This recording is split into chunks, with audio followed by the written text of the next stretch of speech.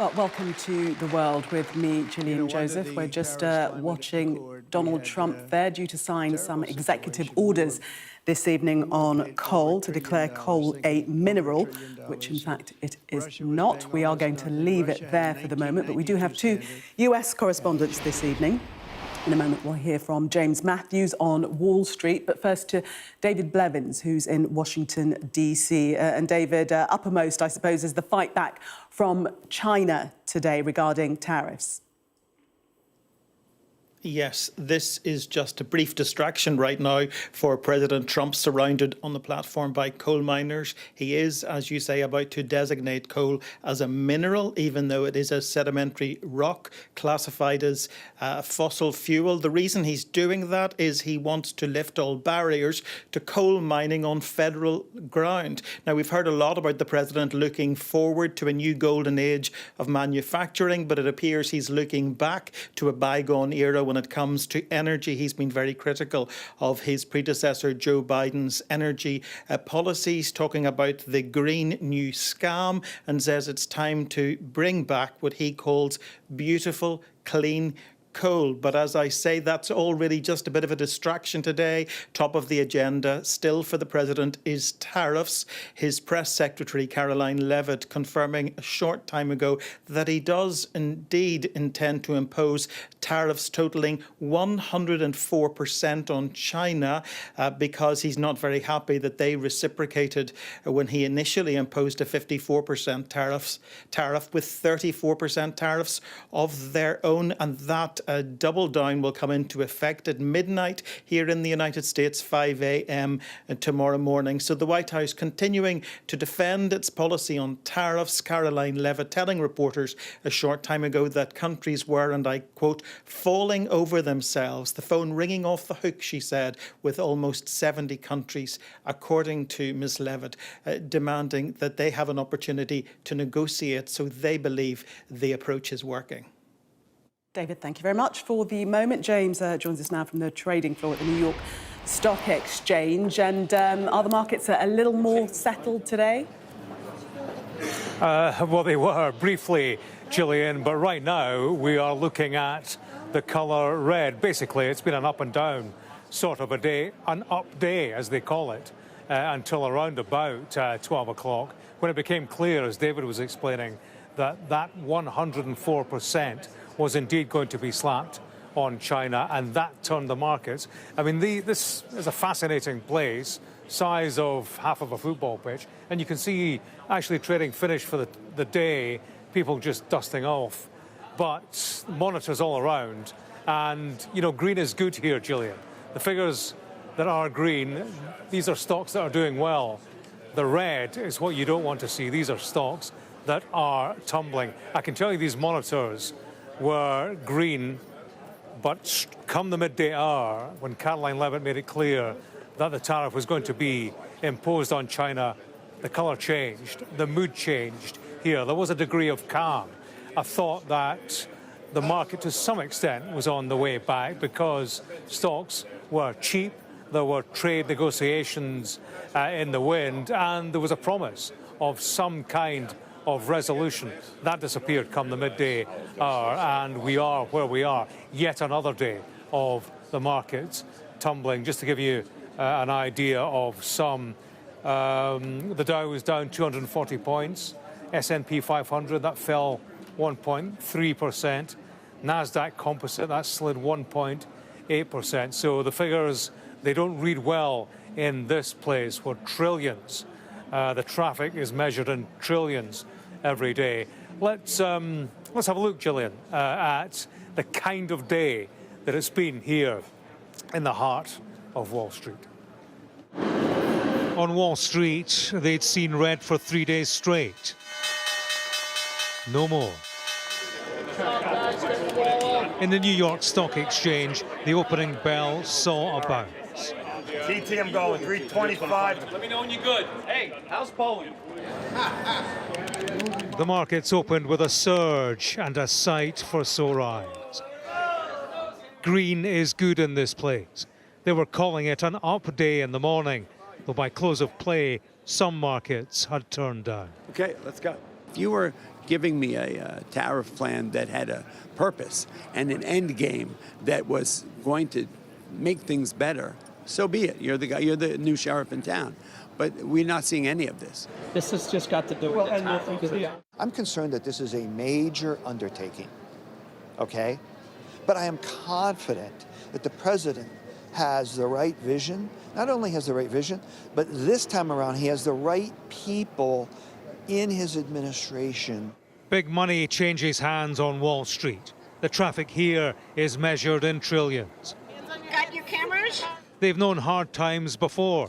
How hard it gets this time will come down to tariffs, their success or failure. The US government has confirmed 104% on goods from China to kick in from midnight, dismissing Beijing's claim of economic bullying. Unfortunately, China for many years seems to be choosing its own path on market access. Again, they have agency in this. They elected to announce retaliation. Other countries did not. Other countries signaled that they'd like to find a path forward on reciprocity.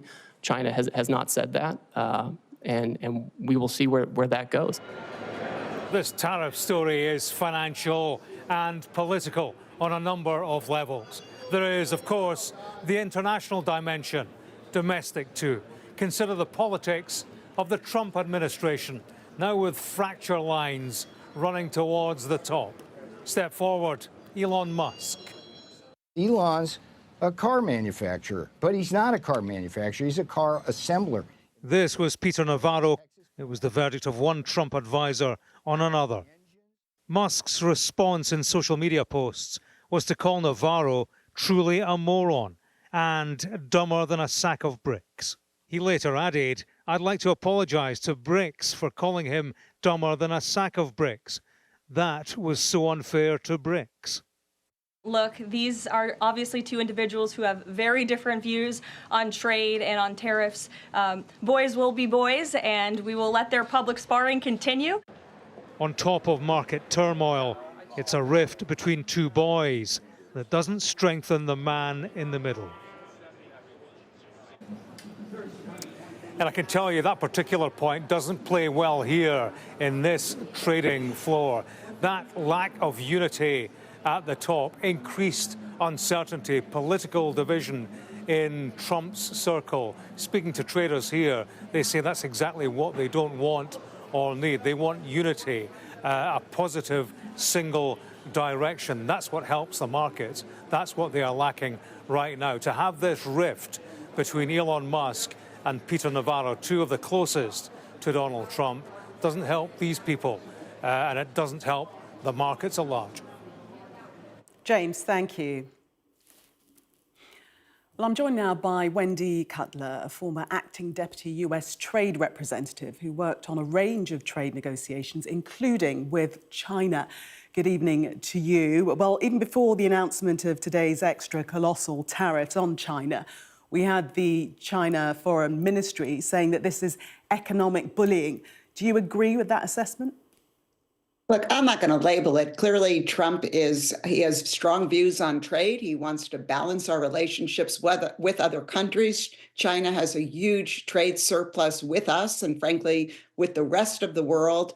It follows non-market economy policies, which make it very difficult for our companies to compete. So I think it's important that we take steps to try and level the playing field with China.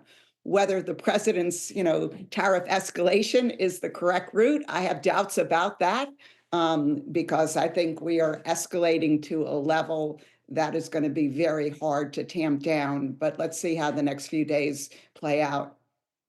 What do you think the trajectory should be then? Well, I think it's time we get to the negotiating table with China. We air our grievances. We work with them to rein in some of their practices. And if we feel that we need to retaliate, we do it in a very targeted way. But hitting all of their products with high tariffs, frankly, while it hurts China, it also hurts the U.S., particularly the U.S. consumer. China have said that they will fight to the end, but eventually, do you think that they will capitulate? I don't know if capitulate is the right word, but I look at Trump 1.0 when we were in a similar situation where China retaliated, Trump counter-retaliated, China counter-retaliated, and soon they both got to a negotiating table. Look, it's a lot more complicated 5 years later for a negotiating strategy to play out. But given we're the two largest economies in the world, I think we owe it to the world to try at least to talk through and work out some of our differences. During your time as a US trade negotiator, you sat down at the table for US-China negotiations. What will be going on behind the scenes, and what's the thought process? What are the avenues that both sides could potentially pursue? Look, there are a lot of avenues, but the first key point in any negotiation is for trusted officials of the president and of Xi Jinping to get together and start preparing for a negotiation.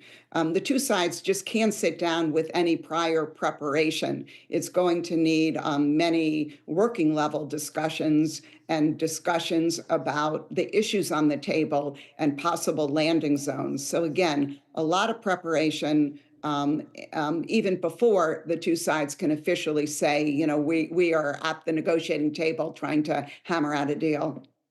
And what do you think the chances are of private negotiations away from the cameras, away from the public gaze? Donald Trump said today he's waiting for China to call. Is that likely to happen? He hasn't gotten the call yet. We've lost the signal there with Wendy Cutler, former acting deputy US Trade Representative. And we're going to cross back now to Donald Trump. Let's listen in. We upped it, and not only are we taking in a lot of money, but we're protecting our workers, our steel workers. We're protecting our steel industry. And one thing you know, that steel and things like steel you need, because you need it from a defense standpoint. You need steel for your tanks and your planes and your everything. And certain industries you can get away with not having, but others you need, and steel is one you need. So I want to let you know that's in full force and effect. And literally, as we speak, I spoke to executives in the steel industry over the last few days, and they're all coming in to build plants in the United States of America, because if you build them in the United States, you have no tariffs to pay. There are no tariffs to pay, zero. If you build them outside using outside labor and hurting our businesses, and you send your product in, you have to pay a price for that, and they will be having tariffs, as you know. It's an amazing thing. This has been something used against us for many years by other countries, China in particular, but others, not just China, others, and taken advantage of us, ripped us off, and left us for dead, frankly. And I believe if I didn't become your president, I believe that this country would have had problems like they've never had before, because it was serious damage in so many other ways, not only the border, where people came rushing into our country from prisons and jails and mental institutions, murderers, drug dealers, and some vicious, vicious criminals. 11,088 murderers came into our country. We have to get them out. We're getting them out. 11,088. Of that number, half committed murder on more than two people, and this is what they allowed into our country with their open border policy of lunacy. And we're taking care of that, just like we're taking care of you today. We're taking care of that. I want to thank Kristi Noem and Tom Homan for doing an unbelievable job. The whole thing is, the job they're doing is incredible. It's really an unforced error. It should have never happened, that we have to be spending such time and resources, Mr. Senator, right, on getting people out of our country that shouldn't be here. I mean, literally from mental institutions, insane asylums were opened up and emptied into our country. Prisons from all over the world, not just South America, prisons from, think of this, from Africa, the Congo, a lot of people from the Congo, prisons in the Congo, prisons from Asia, from all over were opened up. And I knew that when I heard it was an open border policy. I said, if you do that, every country is going to be dumping people that they don't want into our country. And that's what's happened, but we're cleaning it out. And The courts, we had a good decision, as you know, from the Supreme Court, allowing us to do that. We have judges that didn't want us to do it. We have judges that wanted the very evil gang members from Trendy, Iroquois, and MS-13. They didn't want them taken out of the country and put in very powerful prisons. When you look, you've all seen those clips, pretty amazing clips. But I want to thank El Salvador. They've done an incredible job. But we've been fortunately winning those cases. But we have judges that are out of control that say, oh, bring them back, bring them back. We don't want them back. We don't want them back. Can you imagine? You spend all of that time, energy, and money on getting them out, and then you have a judge that sits there, a local judge who sits there, federal judges, sit there and says, no, bring them back. One was brought back, or they want to bring him back because he wasn't a member of Trend. We're going to leave Donald Trump there at that address at the White House. He is about to sign some executive orders, but we dipped in because he was talking about tariffs, saying that the U.S. is taking $2 billion a day from tariffs. We will leave that for the moment and return should he say something significant. We have to give the people that are in power. Ukraine is demanding answers from China after President Zelensky claimed that his forces have captured 2 Chinese men who were fighting alongside Russian forces. Video posted online by the president appears to show 2 Chinese nationals. We've taken a still image from the video and modified it to protect his identity, as he is reportedly a prisoner of war. Ukraine says it has intelligence showing there are more Chinese individuals on the battlefield. Well, our security and defence analyst, Professor Michael Clark, joins me now. Good evening to you. First of all, how significant is this, and have we learnt anything new? Well, the significance, Gillian, will depend on what these 2 characters turn out to be. I mean, they were taken in Bilohorivka and Tarissivka, the 2 villages in the Donetsk region where the Russians are fighting quite hard. So these 2 people were somewhere quite close to the front lines in those 2 villages. That's number 1. Number 2 is they might have been individuals, they might have been mercenaries. The Ukrainians have got to prove beyond doubt that they are Chinese nationals. They obviously think they are, and they think they've obviously got proof of that. I think they probably are, but they need to show the rest of the world absolutely that these are Chinese nationals. And then really it's one of 3 possibilities. So either they're mercenaries, they're just freelancers, and they happen to be Chinese citizens, or maybe they're advisors, Chinese advisors to some of the Russian and Russian-affiliated forces, like the militias, Donetsk People's Militia and so on, that fight on the Russian side. Or maybe they're part of a special forces group, in which case there'd be quite a lot more of them somewhere. So the question is this the tip of an iceberg of Chinese personnel fighting quite near the front line, or is this the whole iceberg? Is there no more to the story than half a dozen, it seems, Chinese nationals near the front line? And we haven't heard anything from China, have we? No. They're keeping quiet about it, as I'm sure they will, until some sort of request or instruction is demanded, quite likely in the United Nations. Interestingly, the State Department, the U.S. State Department, has made a statement saying this is disturbing. I mean, this is more than they've been used to saying in the last couple of weeks or so. So Tammy Bruce, who's the spokesperson for the State Department, said it is disturbing.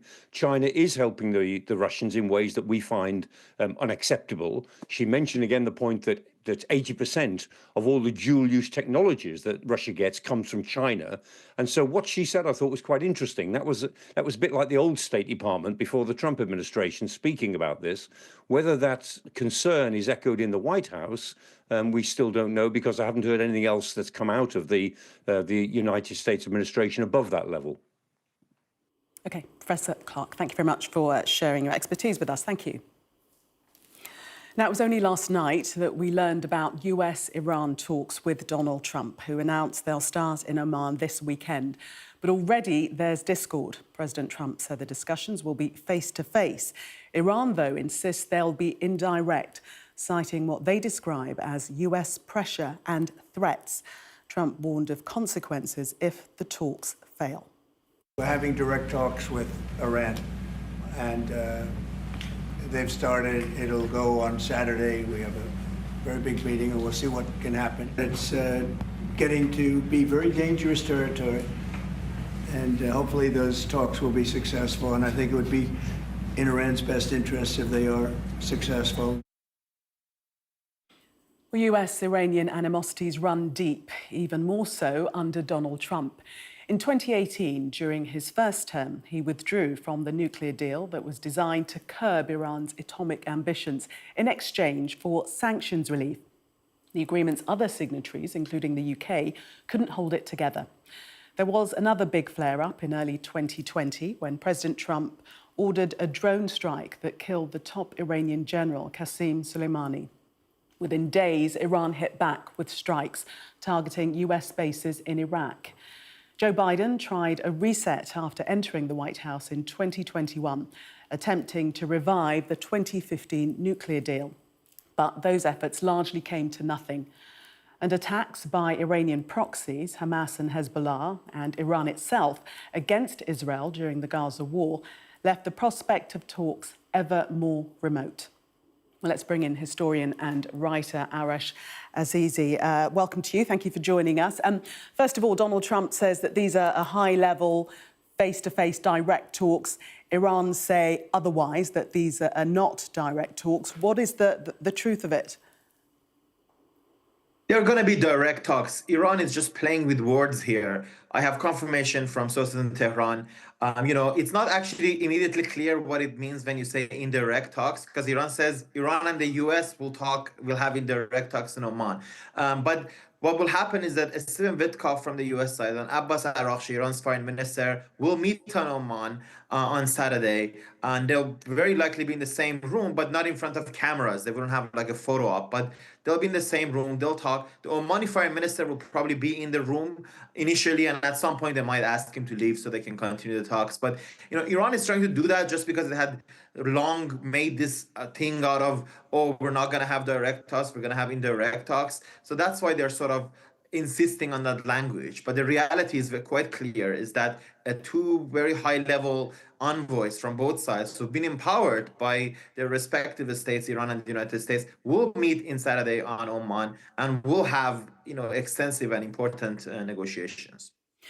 We also know that the president has said that Tehran can't have nuclear weapons, and that if negotiations aren't successful, Iran will be in danger. A very bellicose rhetoric there. How is that going to be met by Iran?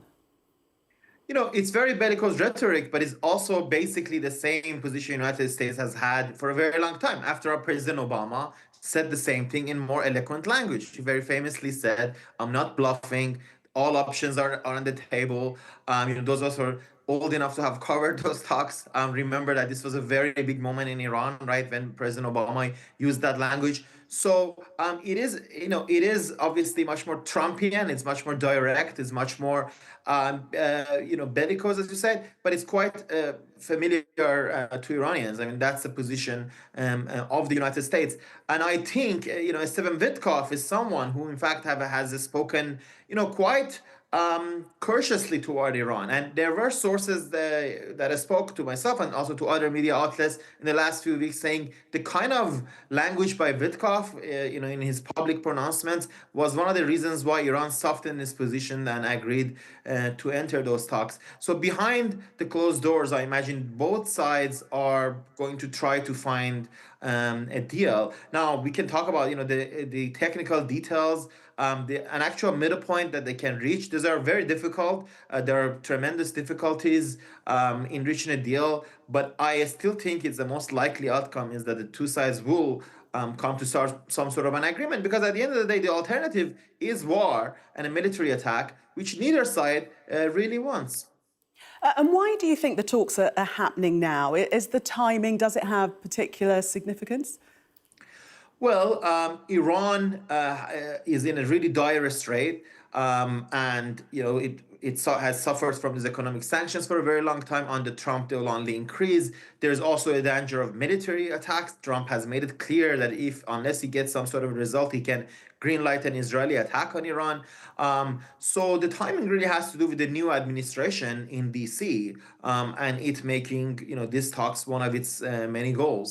And Iran was confronted with a situation in which it either had to enter these talks immediately or face attacks. But clearly they've started engaging these talks very seriously. Iranian Foreign Minister wrote an op-ed for Washington Post today, offered economic opportunities potentially to President Trump, reminded him that the last time Iran and the U.S. had some sort of agreement, Iran filled the order, for 80 planes from Boeing. These are going to be music to President Trump's ear, or so Iran thinks. This explains why. Yeah. Very quickly, lastly, is Iran on the back foot, in your estimation? Are they coming from a weakened position? Quite obviously, Iran comes from a weakened position. It has, it has lost a lot of its sort of military allies in the region. Economically, is in a terrible situation. Domestically, people's sort of patience with the regime has repeatedly ran out in the past few years. So yes, it does come from a weakened position, but the heroic or the difficult task of its negotiators would be to now get something, get a deal with the United States that helps Iran in some ways.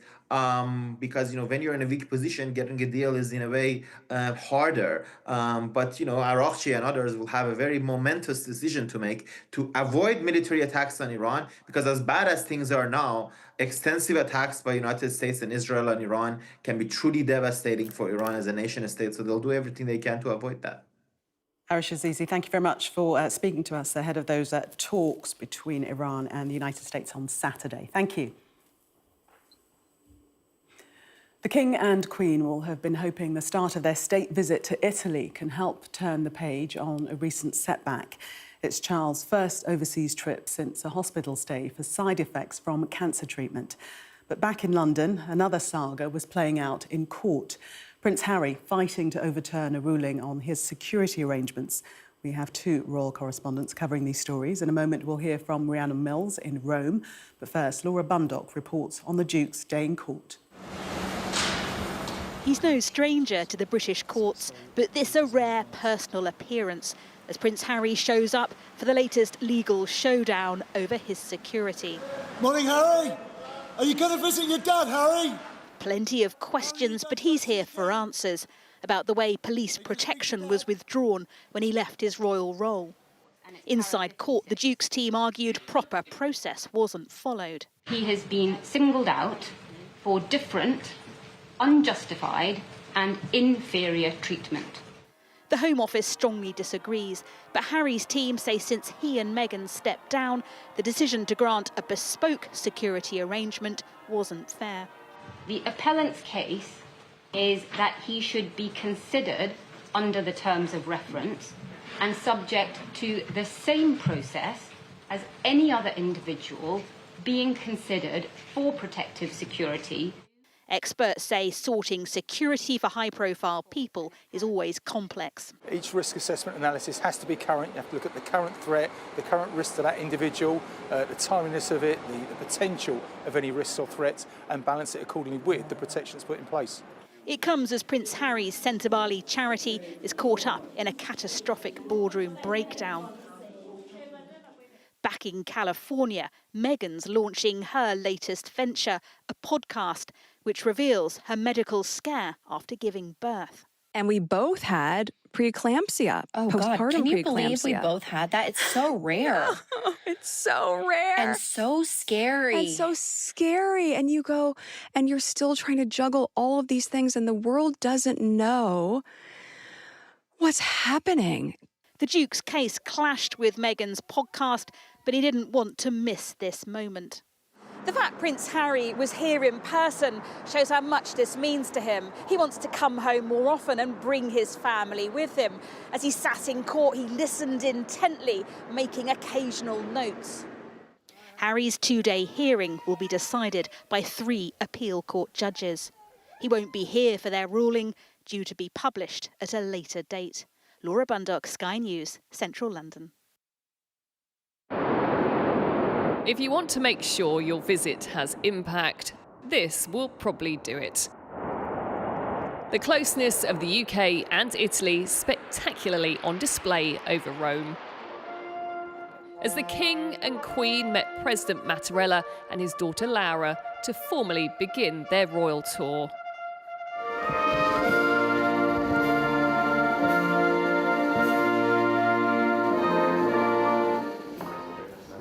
But on their coattails, a significant political delegation. Foreign Secretary David Lammy tucked away in the left-hand corner there, laughing with the UK's ambassador. This is what resetting our relationships with our European partners looks like. Even if the King wasn't entirely happy with how his photo op was going. We don't get to see the important diplomatic talks. We do see the symbolism. A nod to our shared history at the tomb of the unknown soldier, and in the current climate, an acknowledgement of our important defence ties.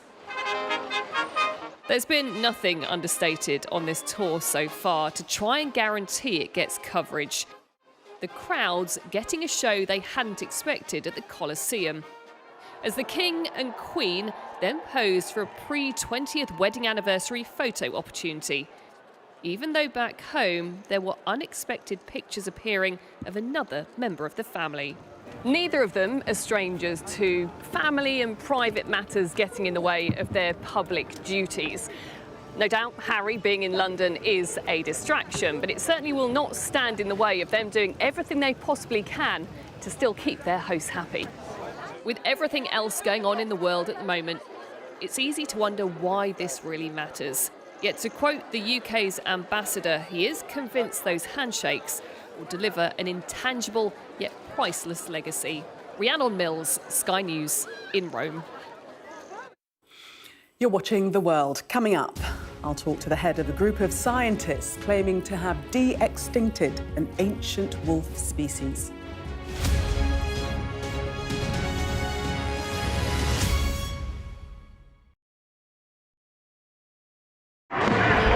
Paris reverberated to the sights, sounds and smells of conflict. There's a focal point to all this anger, and that is Emmanuel Macron. I'm Adam Parsons, Sky's Europe correspondent based here in Brussels. There are dozens of people desperately clambering to get onto that boat. It is a chaotic scene, but it's being watched by dozens of French police officers on the beach. I've reported on migration across Europe, close up on the ground, understanding that sense of desperation and meeting the criminal gangs behind it. This old fishing boat set off from the Libyan port of Tobruk. There were 606 people who were on board. So we've been distributing life jackets to all the people on board this boat, and now the first person is coming on board. This is the ugly side of Italian football. In Italy, everything is really organized. Football's problems with hooliganism, racism were just dormant, and now they're back and they're getting worse. We cover so many countries, languages and cultures and work hard to gain trust to bring you the full story first. Help is slowly reaching these places. It's not just homes, but whole streets like this one that have been reduced to rubble and dust. This is a picture of destruction. Everywhere you look in this mountaintop community, there is absolute devastation. These are the settlers in waiting, keen to start a new life, to annex Gaza for Israel. The least we can do is just kick them out of our land. Gaza, which is just 2 miles in that direction, is under attack again. Getting the chance to tell people's stories, it's a privilege. We arrive. A secret hospital hidden in the Myanmar jungle, treating the victims of this bloody war. This is Myanmar today. Its military rulers don't want the world to see, but we have. I fight for my own future. I fight for my generation's future. This is an actual crime. They don't care for that. Myanmar army is only a couple of kilometers away. So this is a major humanitarian disaster. Sky News get the full story first. Is this now all your territory? Yeah. The battlefield is outside the barricades. We are in the middle of a forest. in a jungle, really, and they're attempting to keep these men alive. I'm Stuart Ramsey, and I'm Sky's chief correspondent. It's really dangerous. Many people have died riding it.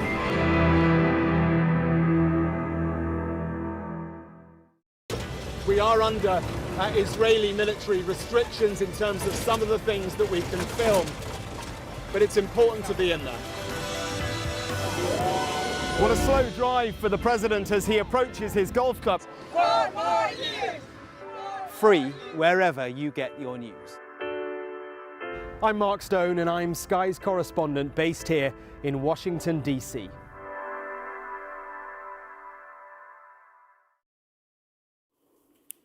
Now to what's called de-extinction, and the scientists who claim they brought back to life a species of wolf that died out 10,000 years ago. Have a look and a listen.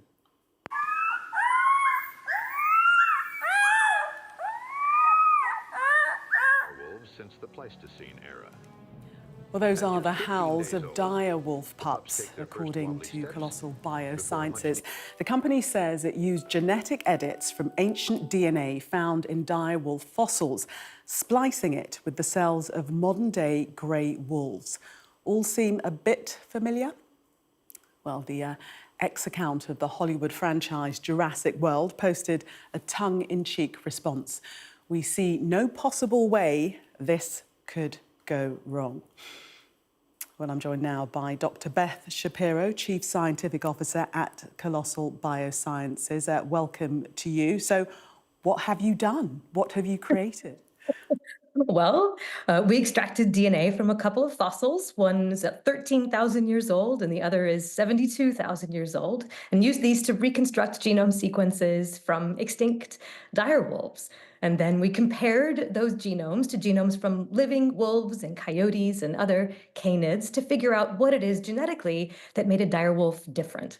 And then we made 20 different genome edits into a cell of a gray wolf, and then used the tools of CRISPR, followed by cloning, that same process that most famously brought us Dolly the sheep, to turn those edited cells into these adorable puppies that you see here. These are Romulus and Remus. They're the first two to be born. They were born in October. They're now about 6 months old, and they have a little sister, Khaleesi, who is about 2 months old.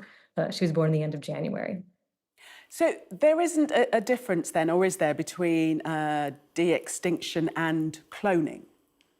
The de-extinction part means that we've taken DNA sequences from an extinct species and we've put them into a cell and then cloned that cell. So cloning is just taking a living cell and turning it into a whole animal. What's different here is that we edited that living cell so that it contains genes that have been extinct for 12,000 years. And so now these animals have extinct animal DNA in them.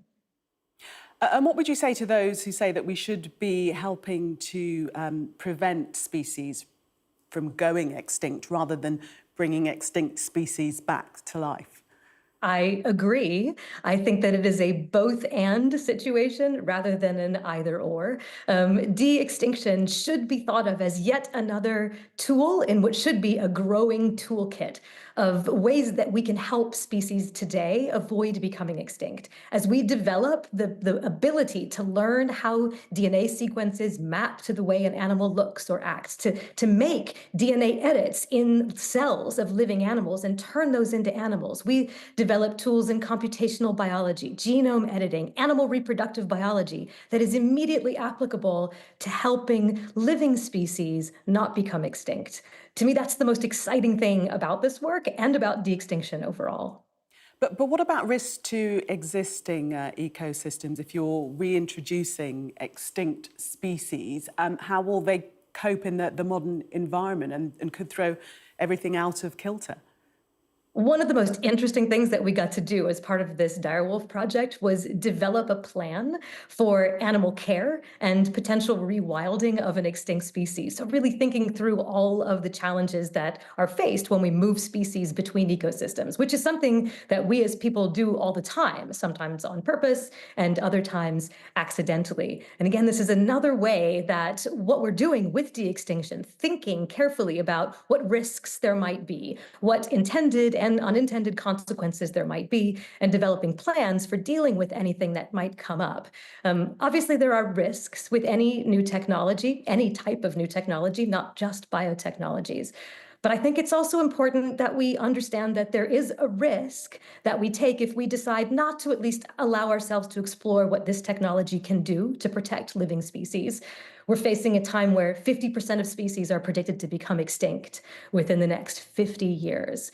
If we decide not to experiment, not to allow ourselves to evaluate this technology, that choice carries significant risk, which is one that I don't like. I was going to ask you about the risk because we mentioned that tweet on social media from Jurassic World at the start. What are the risks that you could create something that you can't control? You know, some sort of super monster that really would wreak havoc on the world? That's a great question and really important because this is absolutely something we do not want to do. Our dire wolves are living on a 2,000-acre secure, protected ecological reserve. We know where they are all the time. They can't get a splinter without somebody noticing. They can't get out of this ecological reserve. If they did, they all have subdermal hormonal contraceptives, so we don't plan to breed them, and they also won't be able to breed with anything else. But they are on a reserve, and we don't have any plans of releasing them into habitat where they would compete with gray wolves. On the contrary, we hope that this project brings attention to the plight of gray wolves, which are an endangered species and which we really would love to see get the type of support that they need to be able to thrive in the habitats that they still live in today. So we can rest assured that they are very securely kept within their environment. Absolutely. Thank you very much for speaking to us, Dr. Beth Shapiro. Thank you. Thank you. Well, earlier in the programme, we brought you remarks from President Donald Trump, who's signing an executive order to boost coal in the US. He's also been speaking more about tariffs. Let's listen. So we're taking in almost $2 billion a day in tariffs, $2 billion a day. And we're doing very well.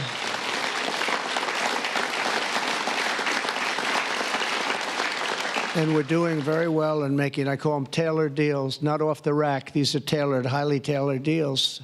Right now, Japan is flying here to make a deal. South Korea is flying here to make a deal, and others are flying here. We've had talks with many, many countries, over 70. They all want to come in. Our problem is can't see that many that fast. But we don't have to because, as you know, the tariffs are on. And the money is pouring in. And that's the world for tonight. Do stay with us if you can. I'll be back with Sky News at 10 in just a moment.